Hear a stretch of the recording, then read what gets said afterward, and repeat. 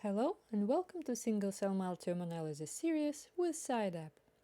In the previous video, we were exploring the output of our initial filtering analysis and find out that some filtering thresholds needed resetting for more stringent filtering. Our edited sample is done running now. Let's open it and see our updated data.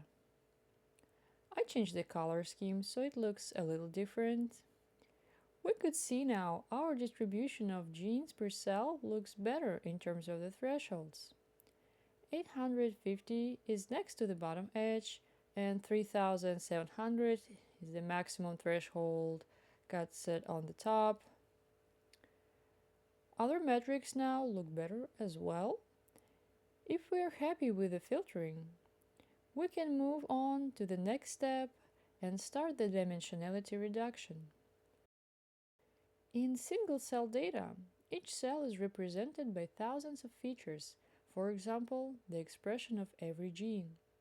Now imagine that every gene would be a dimension where the level of expression would be a scale.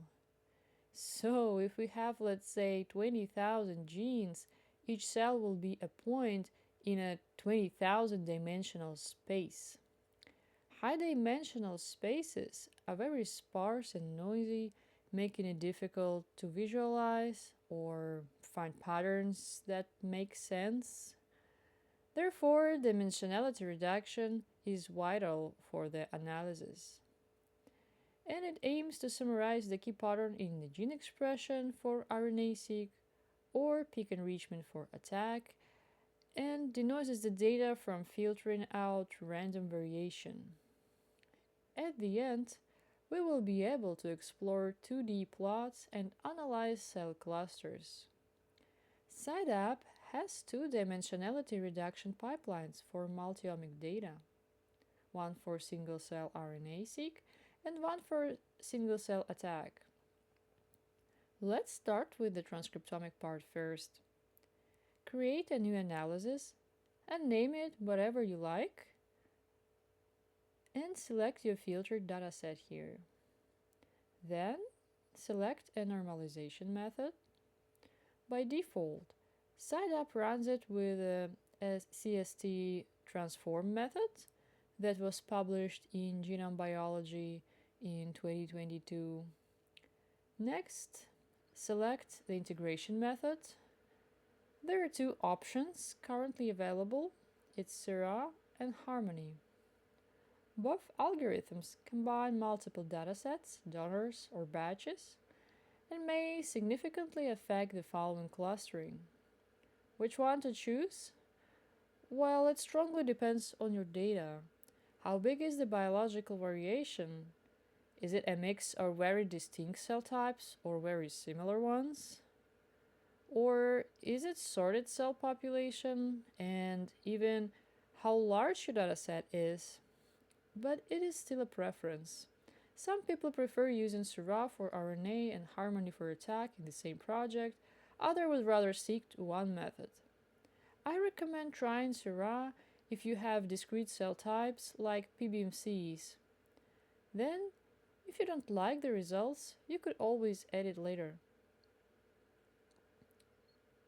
In our case, we have two types of CD8 cells, not a big variety, and we already know that there might be a variation between donors. For this kind of case, I would try Harmony.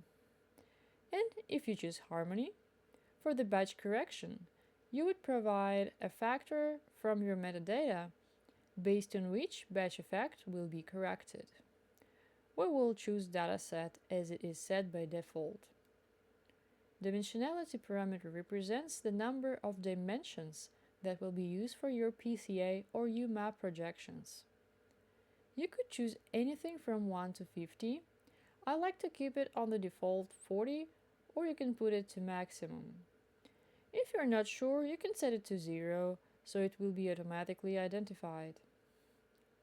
You could remove the influence of cell cycle phase on the dimensionality reduction. Select species you are working with, and it could be removed completely or partially, or kept as it is. In our case, we don't really care about proliferating cells right now, so we could select Do Not Remove. If you know that there are genes that might undesirably affect integration, you could provide them here. For example, ribosomal genes. They will be removed from the most variable genes in the further analysis. Similarly, you could choose to regress genes as a confounding factor of variation.